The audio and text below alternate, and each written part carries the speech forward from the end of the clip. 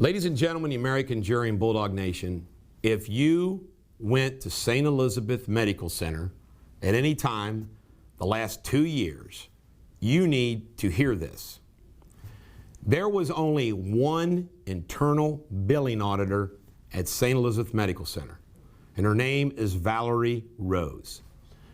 Her boss picked on her a little bit. So in response, she says, well, I'm going to make sure I keep track of all the work that I do every single day. And for a year and a half, she did. And over the course of that year and a half, what she uncovered was massive billing fraud. And I can explain this in the most simple of terms. And my guess is, by the way, a federal lawsuit's been filed. Discovery, they're already trying to hold back documents and information. But what they have done is unbelievable. And by the way, I fought for you healthcare workers, those of you that got exemptions, healthcare exemptions. You know, I did all I could to help you. And a lot of you guys caved. I understand why you caved.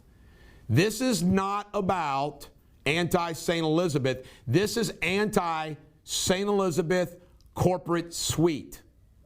This place makes so much money as a nonprofit. They have $200 million in an offshore account. And I'm telling you, folks, just because you give back to the community, giving money to high schools, you should not be able to do billing fraud on all of us. Here's what they did. This is something that is rampant. This isn't like hit and miss. This is their general billing policy. And let me give you an example, okay? Let's say I have a $400,000 bill, and my health insurance is only going to cover $100,000 of it. They know they're not going to get their $400,000. Now let's say Sabrina, one of my producers, let's say Sabrina has a $5,000 bill, but she has $20,000 of insurance coverage. What they justified, and they're still doing this, and it's illegal. What I think has happened, knowing that Valerie has busted them, that in their minds, what they're doing is, well, we got to just try to rationalize this some way, you know, or format. So what they would do is they would take some of my bill and just throw it on Sabrina's bill, $15,000, so it would max out her health insurance. It is illegal to apply medical billing for services not rendered. Now, some of you might say, well, Sabrina's not harmed if her health insurance pays it. No, no, no, no, no. What's the argument the defense always makes? This is increasing our medical insurance premiums. But it's worse than that. Let's say she's got a 20% deductible. So she has to pay not 20% on $5,000, she's paying 20% on $20,000. You can't make this up, folks. Are you ready for the punchline?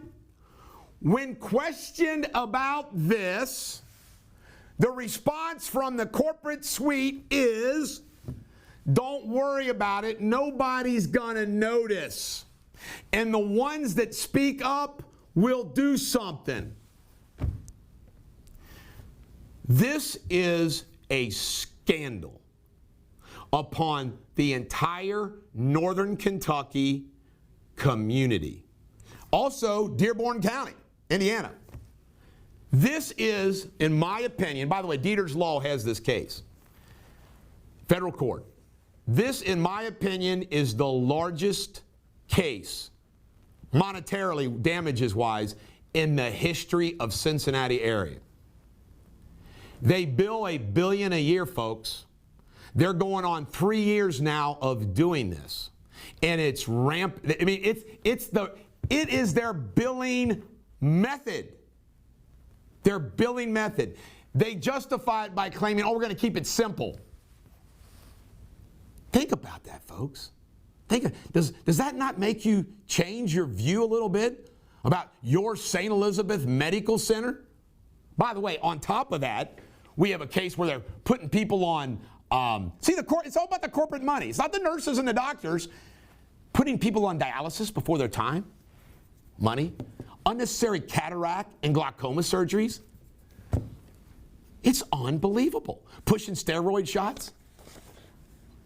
Now look at this. This is a text I got. Have you heard about the CareSource insurance? They can no longer go to St. E's 2023. St. E's owns everything in Northern Kentucky. I'm a part owner of a small business. I hear lots of stories. What am I supposed to do? Folks, this is an issue for all the Kentuckians. Who do you think will have your back against corporate health care in this state? And remember, I'm the only candidate that supports the revocation of certificate of need to increase competition. By the way, to prove to you how all of these people that I'm running against are McConnellites in Chamber of Commerce folks. They're all Chamber of Commerce folks. Kelly Craft went to a Chamber of Commerce thing to honor Elaine Chao, McConnell's wife. I forgot about this with Matt Bevin. Hey, Matt, you want to get in the race? Bring it, buddy. I'm ready for you. Not only the pardons, I forgot about this. A friend of mine reminded me. You know what Matt Bevin did to us in Northern Kentucky?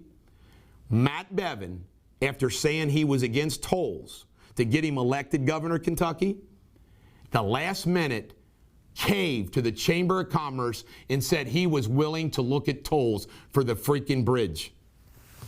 I forgot about that. The Chamber of Commerce owns these candidates. Mitch McConnell owns these candidates. They don't own me. They don't own me. This is the bulldog. Every dog has their day. St. Elizabeth, their corporate suite, their corporate officers are crooks. They're crooks.